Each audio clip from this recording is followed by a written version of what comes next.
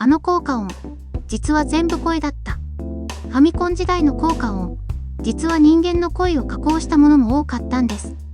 機械音に聞こえるビープ音の中には、開発者の声をサンプリングして変換したものも存在し、容量が小さい時代ならではの工夫がありました。例えばスプラッターハウスの敵の叫び声、スターフォースの発射音などは、開発者が録音した声素材が元だったとされます。あのピコ音、の裏には人の声。想像したらちょっと怖い。あなたの印象に残る効果音、ぜひコメントで。